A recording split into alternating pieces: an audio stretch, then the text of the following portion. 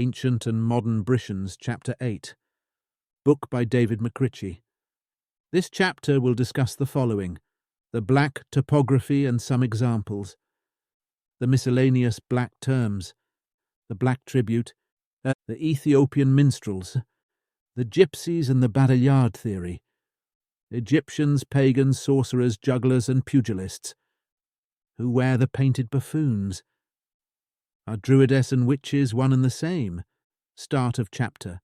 Before going on to consider the various consequences of regarding the Danish pirates as a swarthy, half-Mongoloid people, it is advisable to discover, if possible, what traces they have left of their complexion in the topography and the language of this country. They, and any other black race. It has been remarked, incidentally, by an American writer that Indian Creek is a sort of John Smith in the nomenclature of western streams. And this, of course, is the result of the fact that for many years after a frontier district has been settled, though not thickly by white pioneers, scattered bands of the native tribes have lingered on, in a harmless gypsy fashion, beside their old riverside camps. And thus the name of Indian Creek has been the most natural name that could be given to those streams beside which they lived. For I think it will be found that localities are oftener named after the people who inhabit them than from any other distinguishing association. There is no word better entitled to be called the John Smith of the nomenclature of British localities than the word black.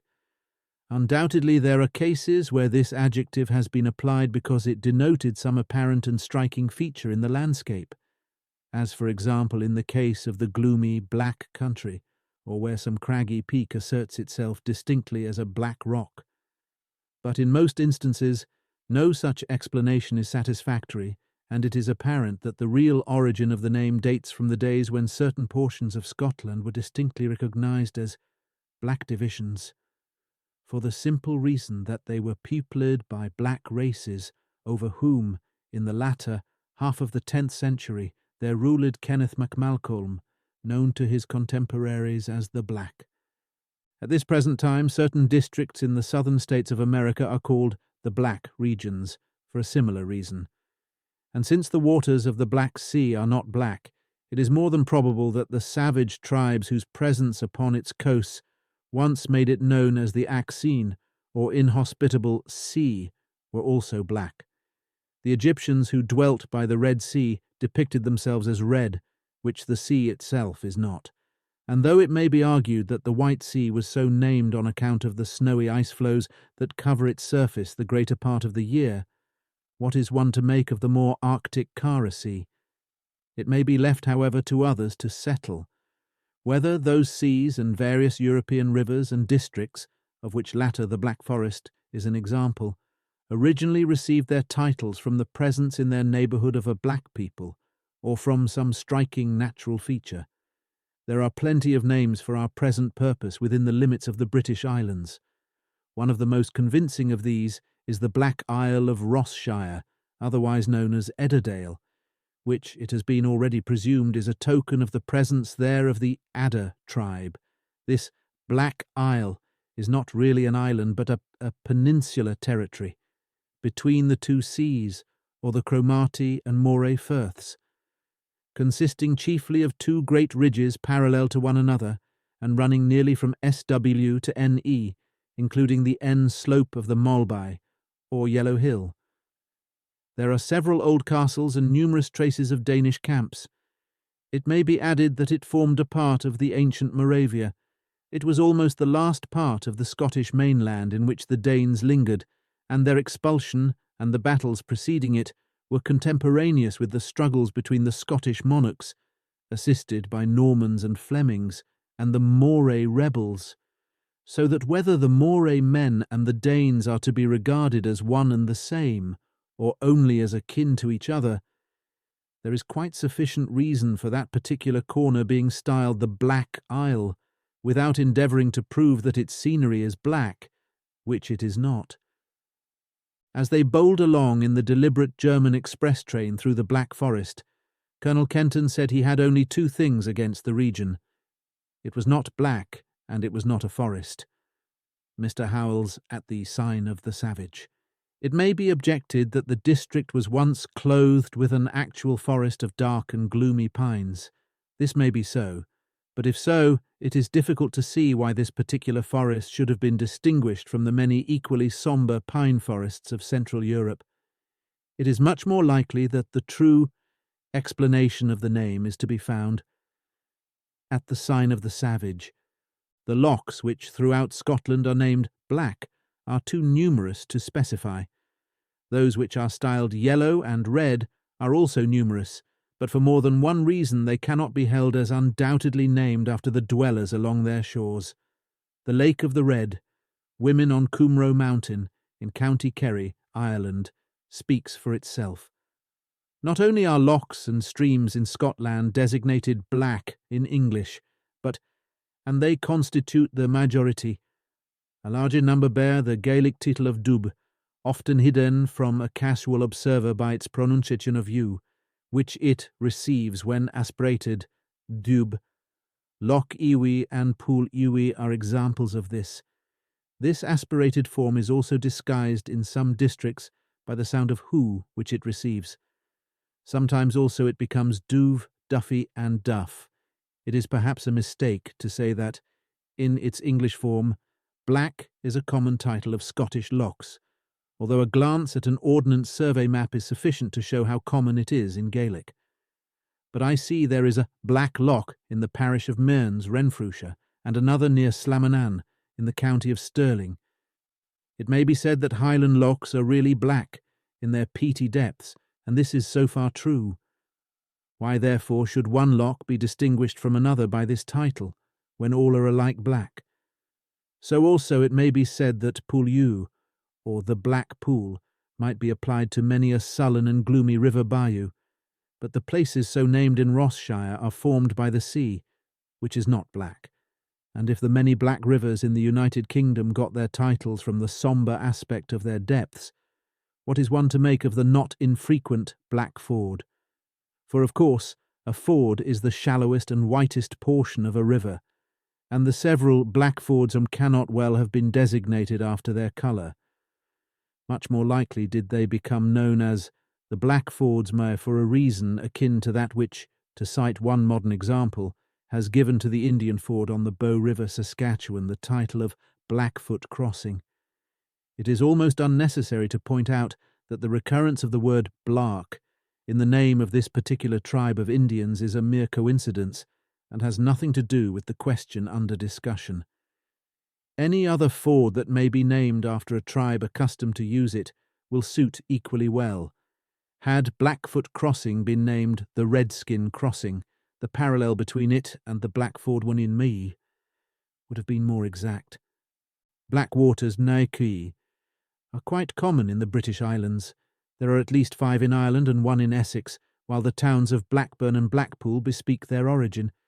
These are well-known instances, but it is probable that the Ordnance Survey maps will reveal a great many more. In Scotland, a Blackwater and a Cyarn, little swarthy water together, form the River Leven, which skirts the northern border of the famous Blackmount Deer Forest. A Blackwater runs down Glenshee in Perthshire. There are 2 Blackwaters in Kirkcudbrightshire, 2 Black Burns in the adjoining county of Wigtown, in which district there are many other black names, and in Sutherlandshire the Blackwater of Cleanyhas. On its banks an ancient Pictish fortress, known as Coley Castle, to testify to the presence there of the Blackamoor, a so-called Picts' work, Moor's work, a circular structure of large stones strongly fortified by a wall, which stands on the left bank of the Black Burn, a mountain stream in the parish of Castleton, Roxburghshire, proclaims, with equal distinctness, that the river owes its title to the swarthy people who once dwelt beside it. Besides other Blackburns, there is a village of Blackburn in Linlithgowshire, a village of Blackford in Perthshire, and another in Midlothian. This last is situated in the neighbourhood of Earton Hall, where there are several tumuli, and near at hand are the Pentlands, i.e., Paintlands, formerly Pict or Pitelands, a name which still clings to the northeastern limit of Scotland, once known as Gallibur, or the land of the Gates, or foreigners, who, whether early Picts or later Danes, were painted Moors. The river Forth, from Aberfoyle upward, is Avondhu, the black Varta, and no one who has visited the charming little valley through which it sparkles would dream of saying that the name is derived from the colour of the stream. But anyone who looks at the lie of the country will see how naturally that mountain-guarded valley would become the last retreat of a defeated people, who might even hold their own there for several generations, until that section of the Forth that passes through their fastness, and only that section, had forever become associated with them, going down as the Black River to generations that knew them not. One guidebook states, "The Avondhu is properly the Forth, but receives here the name of Avondhu, or Black River, from the sombre appearance given to it by overhanging woods and heights." An explanation less satisfactory than this could scarcely be found. Generations that knew them not. Of other Scottish rivers, showing a like pedigree, there may be named the Black Esk, the Black Cart, the Black Adder, each of which has a companion white stream of the same name, the Black Devon, and the Black Meggetwater, each of which has a companion bearing no distinctive forename.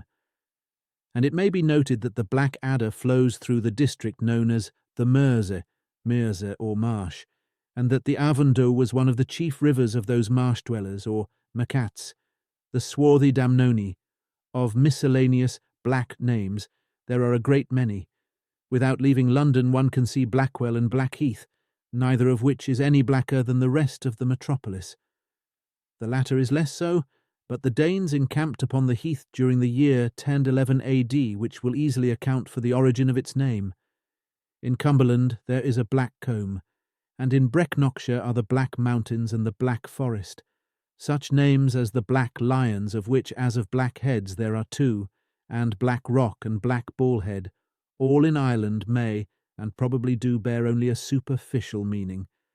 But there can be no doubt as to the paternity of the appellations attached to the following places in Scotland: F. Black Cairn, a hill surmounted by a large cairn, in Rain Parish, Aberdeenshire. Blackcastle, the northern summit of Cocklaw Hill in Innerwick Parish, E. Haddingtonshire. It takes its name from remains of an ancient fort. Blackcastle, an ancient camp in Greenlaw Parish, Berwickshire, on a precipitous bank at the confluence of Falgrist Burn and the Black Adder. An entrenchment commences opposite to it, on the right bank of the Black Adder, and in the southerly reach of it is called Black Dykes. Blackchester, an ancient oval camp in Lauder Parish, Berwickshire. Black Hill, a hill in Crawford John Parish, Lanarkshire. 2 consecutive circles are traceable on it. Blockhouse, a range of mountains on the natural border of Selkirk and Peebles Shires.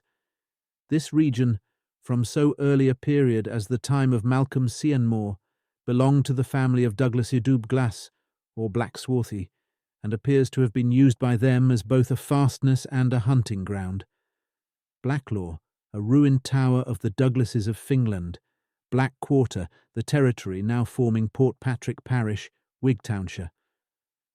Several of these places, and some other black names, are within the limits of the Picts, Blackamoors, Dyke, a long line of ancient fortification in Galloway and Dumfriesshire, commencing at Loch Ryan near Innismesson, and extending to the upper part of the Solway Firth.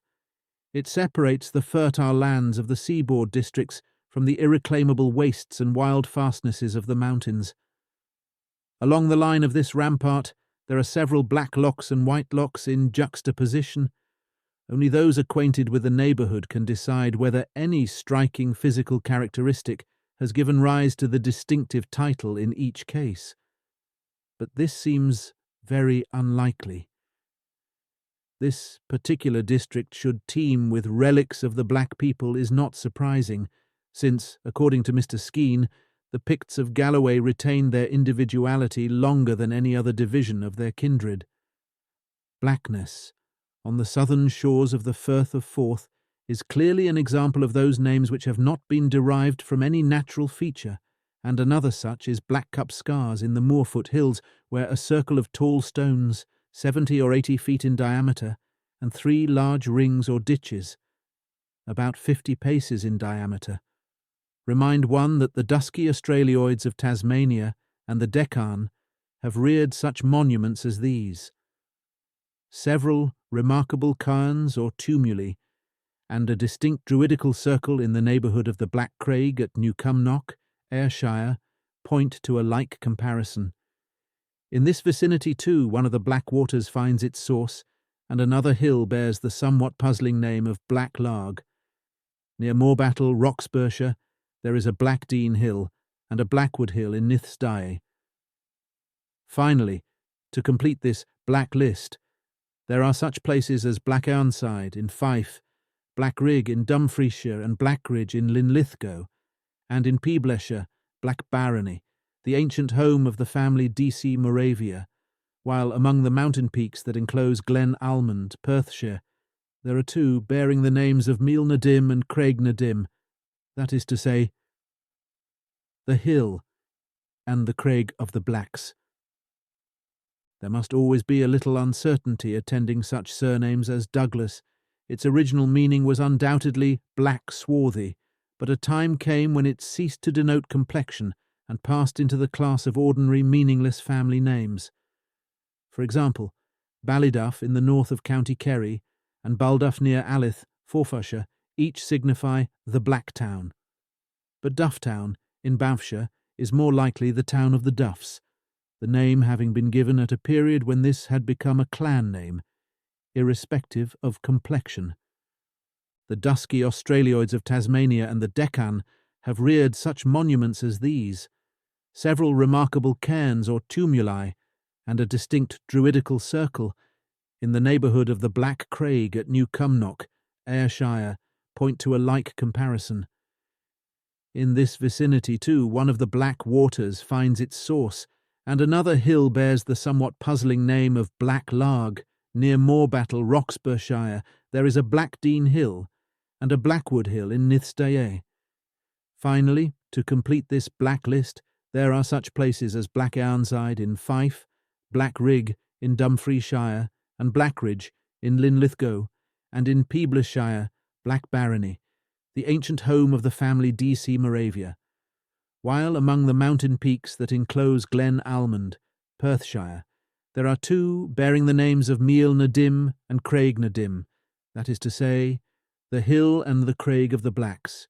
In addition to these, the following have subsequently come under my notice: Ross Dub, the Black Promontory, on the shores of Loch Lomond, and in the parish of Wotton, Caithness, Black Isle, Blacklass, the Black Pools, and Druimdub, the Black Mount, all of which latter places are contiguous, while to the south of them, and quite near, are various Dub Lochs. No feature of the landscape can possibly explain the unanimity of these names. It is unnecessary to cite further examples, but the Ordnance Survey maps abound in such cases. Here, then, we have a large class of names, of which most of the samples just given are quite meaningless if they do not bear reference to the inhabitants of the districts they denominate.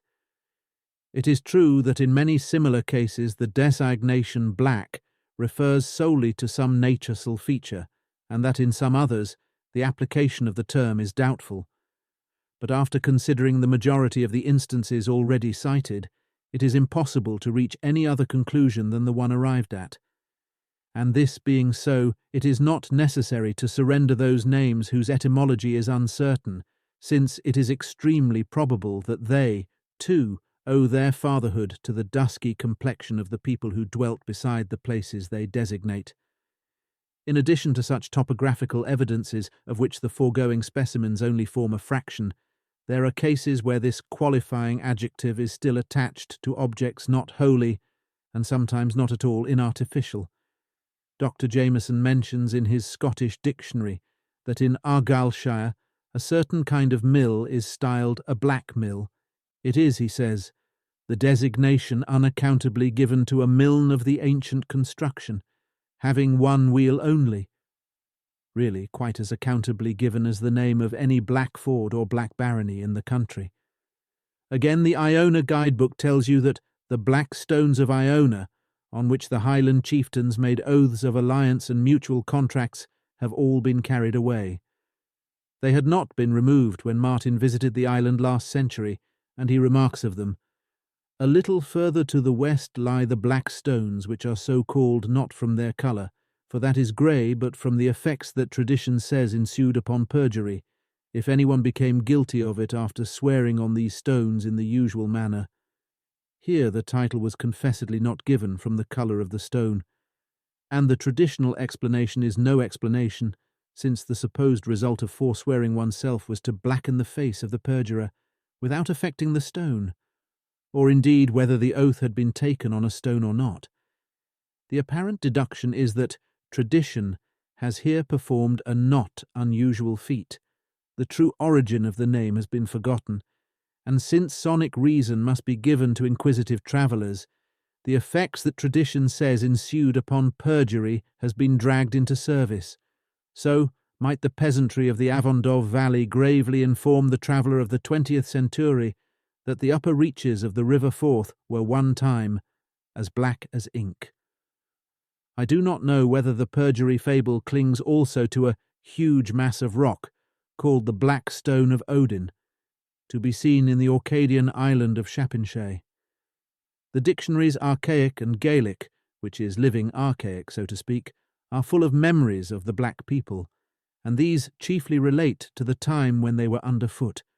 The servants of servants.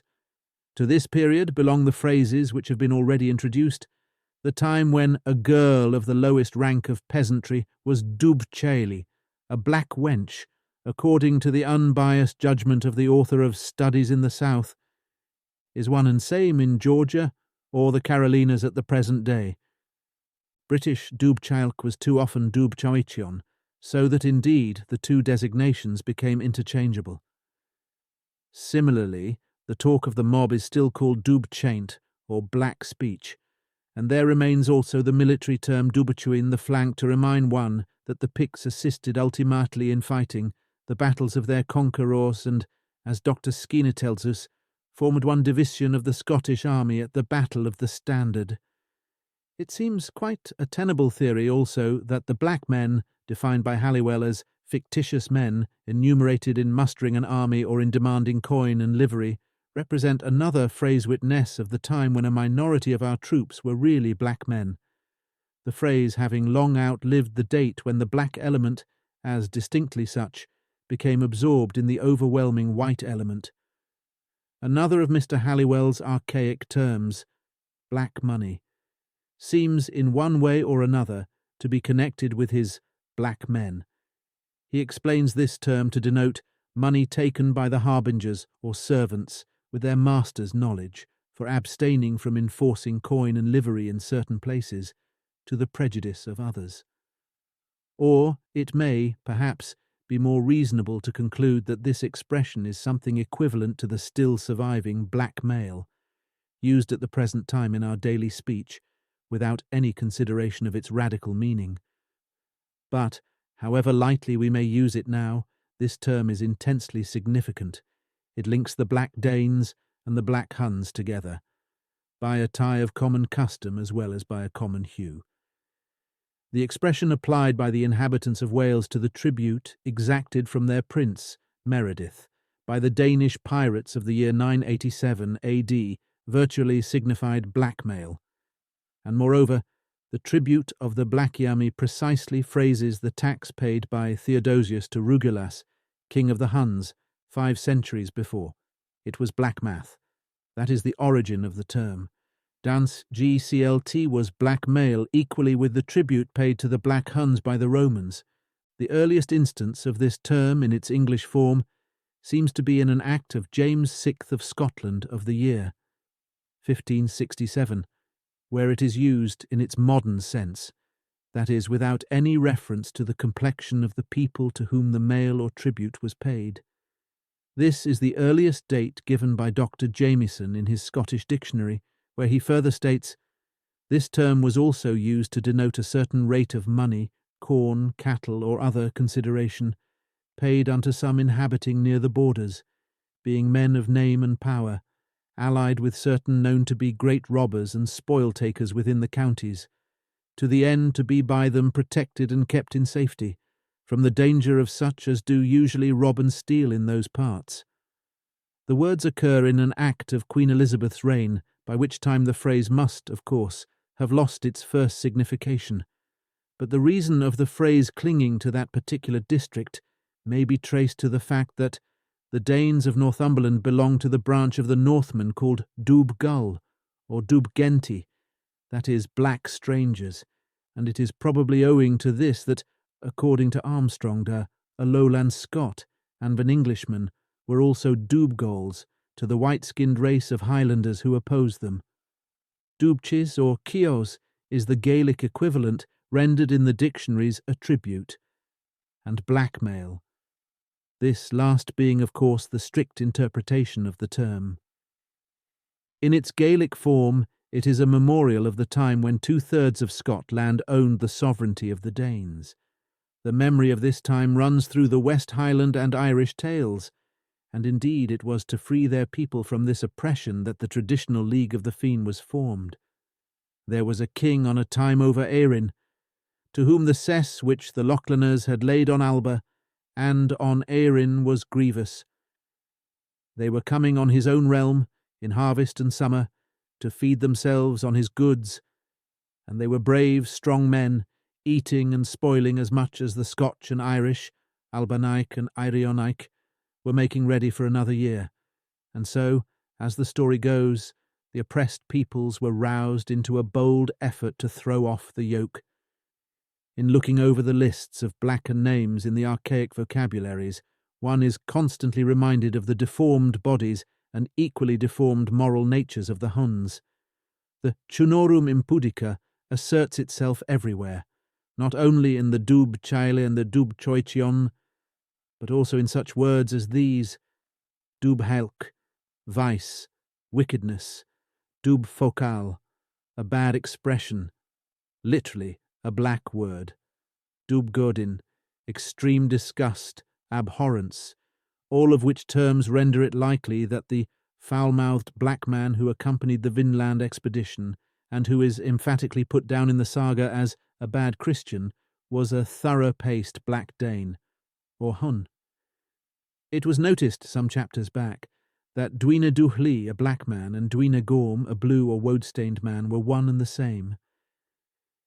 It is pertinent to the present theme to notice that we have still in the dregs of our language 2 words which are applied to Dub Fa'al, the one signifying the quality Dub and the other Gorm. The words just given have shown the deformity of the moral nature, which the English blackguard and black, for mischievous, malignant, haily well, may be said to do in a less marked degree, and the last of these, Dubgrain, shows the physical deformity as well, for it also means deformity. And another word, Duaishnid, signifies deformed, ugly, dismal, black, in which connection it is curious to note that the black man in the ship of Eric the Red was ugly as well as foul-mouthed, and therefore a most typical Hun, or Sarmatian, or Dane, for of all these branches of the race, ugliness of soul and body seem to have been the distinctive features. The worst horror of a Danish inroad was not the burning of churches and sacking of treasuries, and the Danish oppression of the 11th century was most keenly felt where it affected neither life nor property. And it may be remarked in passing that it is through this Scythian channel that we have most probably received the strange and revolting legends of European mythology previously referred to. A tradition of a black man living in Scotland within the memory of man was noticed in treating of the full Moors, who are in all probability of the same race, substantially, as the other black Europeans under whatever name. A counterpart to the Black Morrow of Galloway is to be seen in a traditional Black Knight, who is said to have lived near Ashton-under-Lyne, holding the people in vassalage and using them with great severity. This legendary blackamoor must antedate the Galloway ruffian, for the latter evidently belongs to a period when he and his race were almost wholly subdued, and only able to commit their outrages under cover of night, whereas the former was distinctly the lord of the manor. There is a hint of another Scotch lord of this sort, who was presumably of the same race as him of Lancashire, but as in his case the complexion is not specified, he need not be more than alluded to in this place.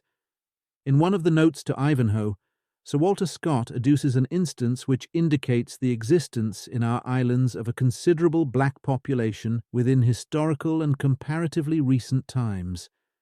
The critics had been objecting to the complexion of the slaves of Brian de Bois Guilbert as being totally out of costume and propriety. This objection he meets by citing an instance in romance, which shows that not only were there black people in England during the Dark Ages, dark in a double sense, but also that they constituted, or at least formed, a recognised part of, the class of wandering minstrels and mountebanks. The case in point is this. John of Rampaine, an excellent juggler and minstrel, undertook to effect the escape of Ordulf de Bracy by presenting himself in disguise at the court of the king, where he was confined.